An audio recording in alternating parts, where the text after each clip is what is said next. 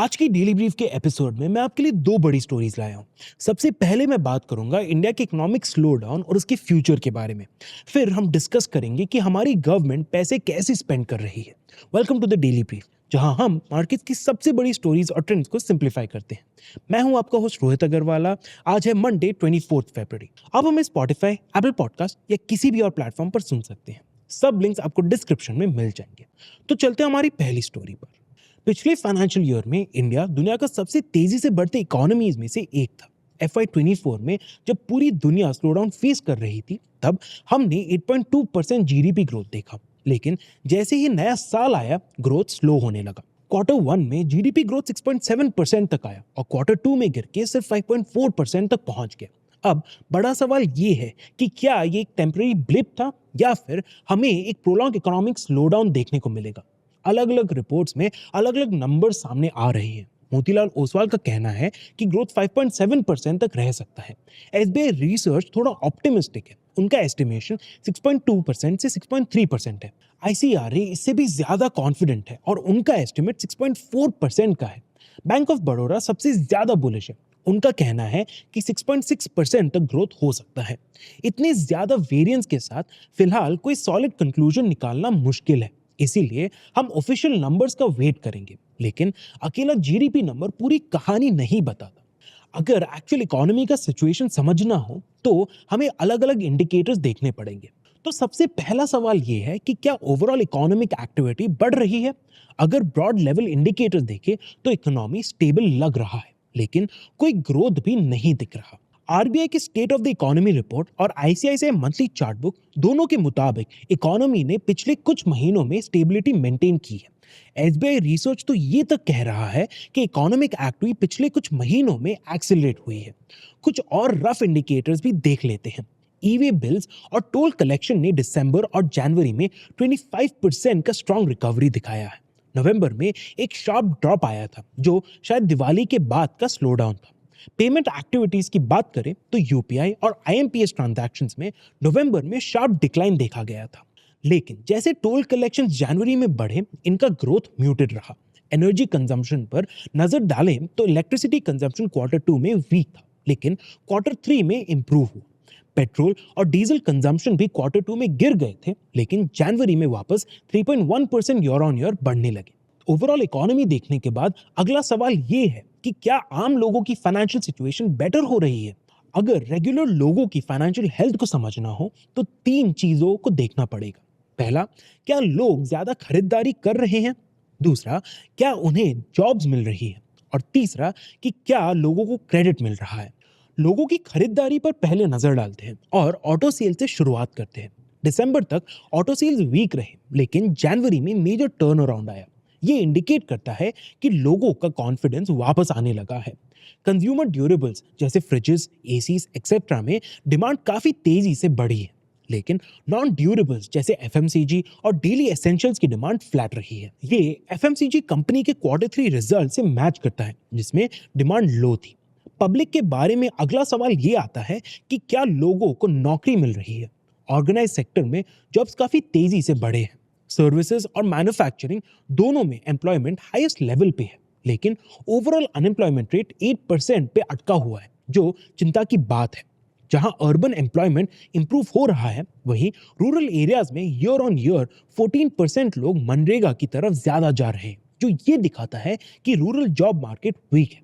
Public से related आखिरी सवाल ये है कि क्या लोगों को क्रेडिट मिल रहा है। रिटेल क्रेडिट का ग्रोथ मिड 2023 में पीक पर था, लेकिन अब ये बहुत स्लो हो गया है। क्रेडिट कार्ड स्पेंड्स का ग्रोथ स्लो डाउन हो रहा है। हाउसिंग लोन्स का ग्रोथ भी पिछले कुछ महीनों में गिर गया है। अब वापस पूरे इकोनॉमी में ध्यान देते हैं और ये देखते हैं कि क्या रुपये की डिमांड गिर रही है। पिछले कुछ महीनों में रुपये रिकॉर्ड लो पर पहुंच गया है और आरबीआई उसको डिफेंड करने के लिए काफी रिजर्व्स खत्म कर चुका है। रुपये के वैल्यू गिरने के कुछ कारण देखते हैं।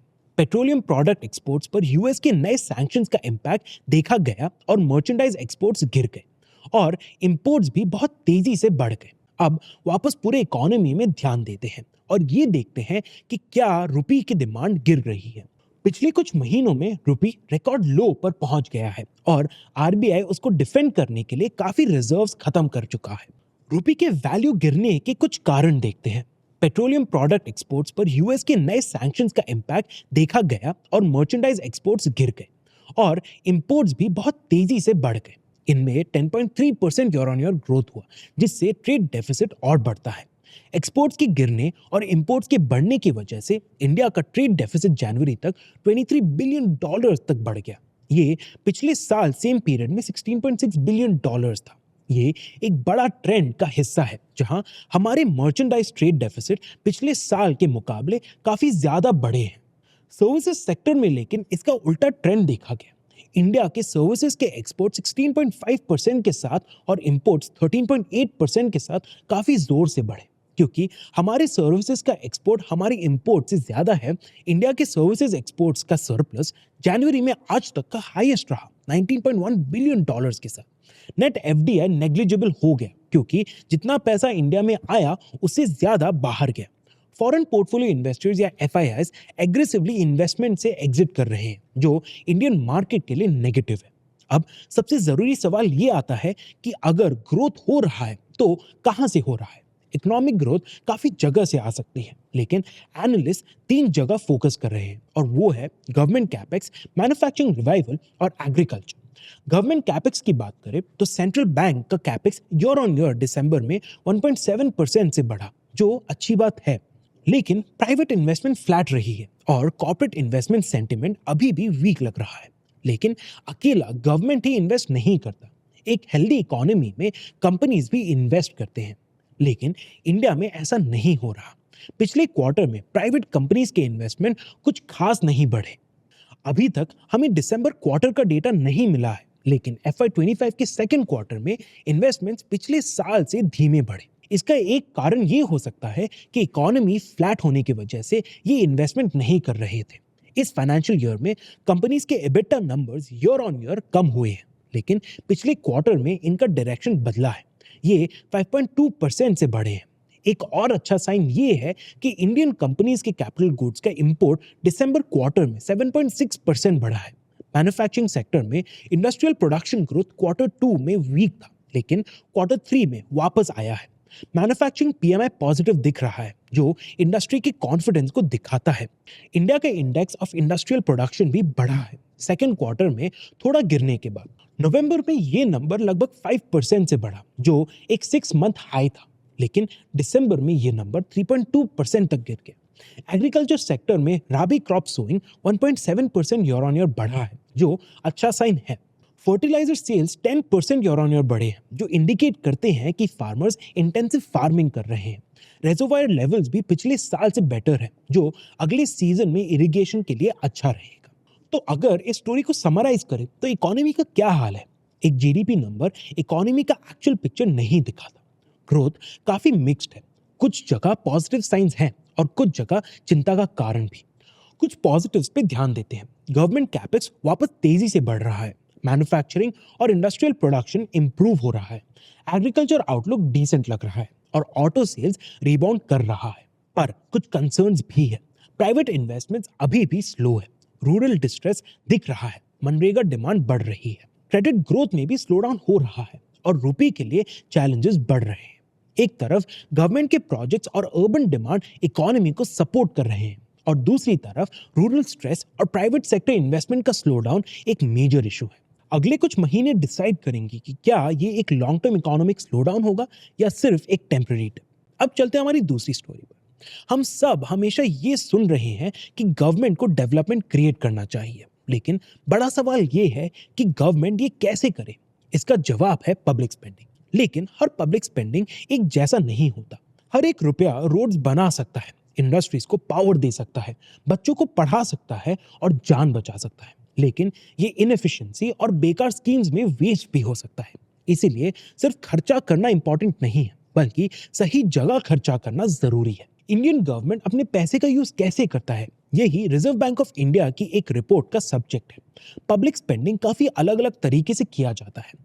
कैपिटल इन्वेस्टमेंट पब्लिक एक्सपेंडिचर का सबसे विजिबल पार्ट होता है।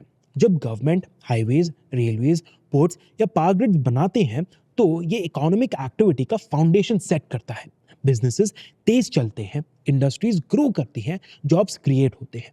ये इन्वेस्टमेंट आगे चल के खुद का रिटर्न देते हैं। पब्लिक गुड्स जैसे एजुकेशन, हेल्थ केयर, साफ पानी और सिक्योरिटी जैसे सर्विसेज डायरेक्टली प्रॉफिट नहीं बनाते, लेकिन सोसाइटी के डेवलपमेंट के लिए जरूरी होते हैं। डेवलपमेंट स्पेंडिंग भी जरूरी है, जो पॉवर्टी रिडक्शन, एग्रीकल्चर, एंटरप्रेन्योरशिप और स्किल बिल्डिंग पे फोकस करता है। प्राइवेट मार्केट को इनमें इंटरेस्ट लेने तो चाहिए, लेकिन ऐसा होता नहीं, इसीलिए गवर्नमेंट को इंटरवीन करना पड़ता है। गवर्नमेंट के पास अनलिमिटेड फंड्स भी नहीं होते। अगर वो ज्यादा खर्च करे तो फिस्कल डेफिसिट बढ़ता है, इकोनॉमी डैमेज होती है और इन्वेस्टर कॉन्फिडेंस गिरता है। तो गवर्नमेंट स्पेंडिंग को जज करने के लिए आरबीआई कुछ जरूरी सवाल करता है। क्या इंफ्रास्ट्रक्चर पे इन्वेस्टमेंट सही तरीके से हो रहा है? क्या कंजम्पशन और एसेट क्रिएशन का बैलेंस मेंटेन हो रहा है? हेल्थ केयर, एजुकेशन और स्किल डेवलपमेंट में ध्यान दिया जा रहा है या नहीं? और बजट का कितना हिस्सा सिर्फ पुराने लोन्स के इंटरेस्ट पे जा रहा है? आरबीआई ने 1991 से 2025 तक के पब्लिक स्पेंडिंग को 6 फेजेस में डिवाइड किया है। चलिए एक एक फेज को समझते हैं। 1991 से 96 था फेज 1, जहां पोस्ट लिबरलाइजेशन इंडिया में फिस्कल रीअलाइनमेंट हुआ। 1991 में इंडिया एक बड़ा फाइनेंशियल क्राइसिस फेस कर रहा था और एलपीजी रिफॉर्म्स यानी लिबरलाइजेशन, प्राइवेटाइजेशन, ग्लोबलाइजेशन के थ्रू इकोनॉमिक स्ट्रक्चर बदल रहा था। स्टेबिलिटी प्रायोरिटी थी, इसीलिए कैपिटल इन्वेस्टमेंट कम रखा गया। फॉरेन इन्वेस्टमेंट आना स्टार्ट हो गया था, जो इंडिया के लिए एक रिलीफ पॉइंट था। लेकिन फिस्कल डिसिप्लिन मेंटेन करना जरूरी था, इसीलिए गवर्नमेंट खर्चों को टाइटली कंट्रोल कर रहा था। फिर आया 1996 से 2003 में फेज 2, जब फिस्कल स्ट्रेस और डेफिसिट बढ़े। लेट 1990s तक इंडिया स्टेबलाइज हो चुका था, लेकिन एक नया प्रॉब्लम सामने आया, बढ़ता फिस्कल डेफिसिट। गवर्नमेंट बोरोइंग बढ़ चुका था, इंटरेस्ट पेमेंट्स हाई हो गए थे। फिफ्थ पे कमीशन की वजह से गवर्नमेंट सैलरीज काफी बढ़ गए थे, जो बजट को और स्ट्रेन कर रहे थे। इंफ्रास्ट्रक्चर प्रोजेक्ट्स फंड करना मुश्किल हो रहा था, स्टेट्स के पास पैसा कम था। यही वो पीरियड था जब एफआरबीएम या fiscal responsibility and budget management act का डिस्कशन स्टार्ट हुआ, जो आगे चलकर फाइनेंशियल डिसिप्लिन इंप्रूव करेगा। फेज 3 आया 2003 से 2008 तक, जब एफआरबीएम एक्ट और इकोनॉमिक बूम आया। ये इंडिया का गोल्डन पीरियड था। एफआरबीएम एक्ट इंप्लीमेंट हुआ, फिस्कल डेफिसिट कंट्रोल में आया और इकोनॉमी बूम कर रहा था। टैक्स रेवेन्यूज बढ़ने लगे और गवर्नमेंट स्पेंडिंग इंफ्रास्ट्रक्चर और लोकल स्कीम्स की तरफ जाने लगा। रोड्स, पावर प्लांट्स और अर्बन प्रोजेक्ट्स में इन्वेस्टमेंट्स बढ़े। डेट बर्डन कम होने लगे और सोशल प्रोजेक्ट जैसे कि मनरेगा लॉन्च किए गए। लेकिन ये ग्रोथ अर्बन एरियाज में ज्यादा दिख रहा था, रूरल एरियाज अभी भी पीछे रहे। फिर आया फेज 4 2008 से 2013 तक, जब ग्लोबल फाइनेंशियल क्राइसिस और फिस्कल एक्सपेंशन हुए। 2008 में ग्लोबल फाइनेंशियल क्राइसिस आया, जो दुनिया भर के इकोनॉमीज के लिए एक बड़ा शॉक था। इंडिया ने भी फिस्कल एक्सपेंशन का स्ट्रैटेजी फॉलो किया। गवर्नमेंट ने स्टिमुलस पैकेजेस दिए, टैक्स कट्स किए और इंफ्रास्ट्रक्चर इन्वेस्टमेंट्स बढ़ाया। लेकिन इसके वजह से फिस्कल डेफिसिट और बढ़ गया और डेट लेवल्स इंक्रीज हो गया। इन्फ्लेशन भी एक बड़ी प्रॉब्लम बन गया था। 2013 तक ये क्लियर हो चुका था कि फिस्कल कंसोलिडेशन फिर से जरूरी हो गया है। 2013 से 2020 में था फेज 5, जब जीएसटी और फेडरलिज्म का नया स्ट्रक्चर आया। 2013 के बाद इंडिया में कुछ बड़े पॉलिसी चेंजेस आए, जो फिस्कल मैनेजमेंट में रेवोल्यूशन लाए। 2015 में 14th फाइनेंस कमीशन इंप्लीमेंट हुआ। इसकी वजह से स्टेट्स को सेंट्रल गवर्नमेंट से मिलने वाला रेवेन्यू का हिस्सा 32% से 42% तक बढ़ा दिया गया। 2017 में जीएसटी लॉन्च हुआ, जो टैक्सेशन सिस्टम को स्ट्रीमलाइन करने का एक बड़ा कदम था। स्टेट्स के पास ज्यादा फंड्स आने लगे और वो अपने लेवल पे इकोनॉमिक प्लानिंग और स्पेंडिंग कर सकते थे। लेकिन जीएसटी के शुरुआती ईयर्स में रेवेन्यू शॉर्टफॉल एक चैलेंज था। इंफ्रास्ट्रक्चर स्पेंडिंग भी कंस्ट्रेन रहे। 2020 से 2025 है फेज 6, जहां कोविड-19 और इंफ्रास्ट्रक्चर लेड रिकवरी हुई। 2020 में कोविड-19 ने पूरे इकोनॉमी को हिला दिया। गवर्नमेंट को health care, direct cash transfer जैसे सेगमेंट्स में इमरजेंसी रिस्पांस में बड़ा पब्लिक स्पेंडिंग करना पड़ा। डेट लेवल्स बहुत बढ़ गए और इंटरेस्ट पेमेंट्स का बर्डन और भारी हो गया। पैंडेमिक के बाद इंडिया ने इंफ्रास्ट्रक्चर लेड रिकवरी का स्ट्रैटेजी अपनाया। कैपिटल एक्सपेंडिचर रिकॉर्ड हाई पर पहुंच गया। ये model long term economic growth को सपोर्ट कर सकता है, लेकिन चैलेंज ये ढूंढना है कि ये सस्टेनेबल है या नहीं। तो पब्लिक स्पेंडिंग से हमें क्या सीखने को मिला? आरबीआई के एनालिसिस के बाद पब्लिक स्पेंडिंग का एक क्लियर पिक्चर मिलता है। इंफ्रास्ट्रक्चर और ह्यूमन कैपिटल इन्वेस्टमेंट प्रायोरिटी होने चाहिए। शॉर्ट टर्म बेनिफिट्स के चक्कर में फिस्कल डिसिप्लिन कॉम्प्रोमाइज नहीं होना चाहिए। ज्यादा बोरोइंग फ्यूचर फिस्कल हेल्थ के लिए खतरनाक हो सकता है और स्टेट्स को एम्पावर करना ज़रूरी है क्योंकि वो लोकल नीड्स को बेहतर समझ सकते हैं। आगे चल के इंडिया के लिए चैलेंज होगा कि वो फिस्कल रिस्पॉन्सिबिलिटी मेंटेन करते हुए प्रोडक्टिव इन्वेस्टमेंट्स कंटिन्यू करें। अगर स्पेंडिंग अच्छे से किया गया तो ये डेवलपमेंट सिर्फ एक बज़वर्ड नहीं बल्कि रियलिटी बन सकता है। तो ये थी आज की स्टोरीज। अब चलते हैं टिडबिट्स पर।